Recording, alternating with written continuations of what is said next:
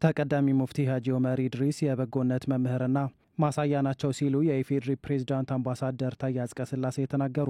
የተቀዳሚ ሙፍቲ ሀጂ ዑመር አስክሬን የቀብር ስነ ስርዓት የተከናወነ ሲሆን በሚሊኒየም አዳራሽ ሽኝት ተደርጎለታል። በሽኝት መርሃ ግብሩ ላይ የኢፌዴሪ ፕሬዝዳንት ታዬ አጽቀሥላሴ ሀጂ ዑመር በህይወት ሳሉ ሲያደርጉና ሲያስተምሩ በነበሯቸው መልካም ተግባራት ታላቅ ሰው እንደነበሩ አንስተዋል።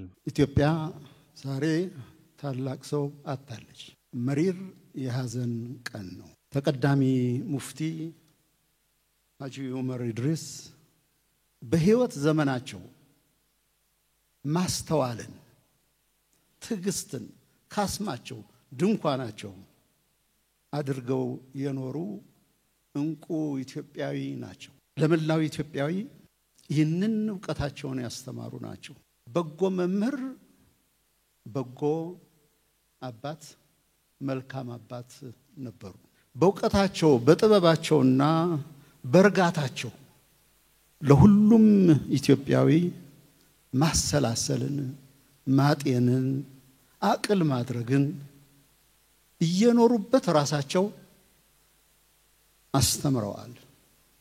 ደግ አባት፣ ቅን መምህር ነበሩ። ፕሬዝዳንት ታዬ አክለውም እሳቸው ቢያልፉም መልካም ተግባራቸውን ማስቀጠልና ህልማቸውን እውን ማድረግ እንደሚገባ ተናግረዋል። የአምላክ ነህና እውን ወደ አምላክ ትመለሳለህ ይላል አስተምሮቱ። ትምህርቱ ይህም ቢሆን አባታችን ለኛ ግን ጎድሎብናል። ማይቀር ቢሆንም ጉድለቱ ግልጽ ነው። ጥበበውን፣ ጸጋውን፣ አስተውሎቱን አጣ ነው። እውንም ምን አይነት ትዕግስት ተላብሰው ኖረዋል? እውንም አርቆ ሐሳቢነቱ ምን ያክል ጥልቅ ነበር? መልካምነትና ጸጋውን አጥተናል።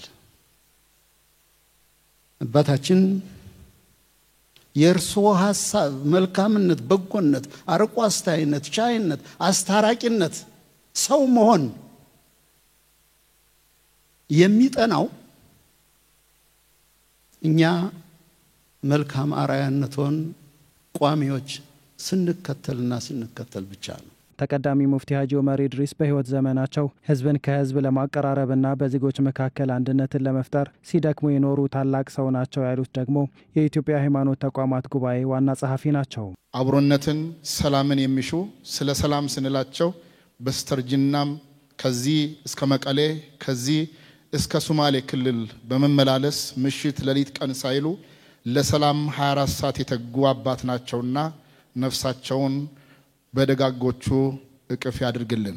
ከእስልምና መሰረታዊ አስተምህሮ ተነስተው የሰው ልጅ ሁሉ ሊከበር የሚገባ ፍጡር መሆኑን በተመለከተ ደጋግመው ሰውን ሁኑ፣ ሰውነት ይቅደም፣ ሰውነት ከእምነትም ከዘርም ከሁሉም በላይ ነው የሚለው ንግግራቸው ዘመን ተሻጋሪና በብዙሃኑ አማኝ ዘንድ ተቀባይነትን ያገኘ የዘመኑ ጥቅስ ተደርጎ የሚወሰድና ከልፈታቸውም በኋላ የሚታወሱበት ድንቅ ንግግራቸው ነው። የሰላም ሚኒስትር መሐመድ ኢድሪስ በበኩላቸው በተቀዳሚ ሙፍቲ ሀጂ ዑመር ኢድሪስ ህልፈተ ህይወት መንግስት የተሰማውን ሀዘን ገልጸዋል። የኢትዮጵያ እስልምና ጉዳዮች ጠቅላይ ምክር ቤት ፕሬዝዳንት የነበሩት ተቀዳሚ ሙፍቲ ሀጂ ዑመር ኢድሪስ በማረፋቸው የኢፌዴሪ መንግስት ጥልቅ ሀዘን ተሰምቶታል።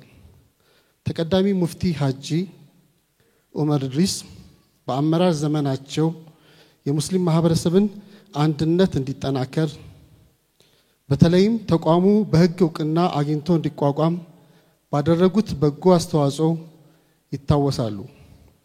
ተቀዳሚ ሙፍቲ ሀጂ ዑመር በህይወት ዘመናቸው በህዝቦች መካከል መቀራረብ እንዲኖር የለፉ ሀገራቸውን የሚወዱና ለሀገራችን ኢትዮጵያ ሰላምና ህብረ ብሔራዊ አንድነት መጎልበት በቅንነት የለፉ አባት ነበሩ።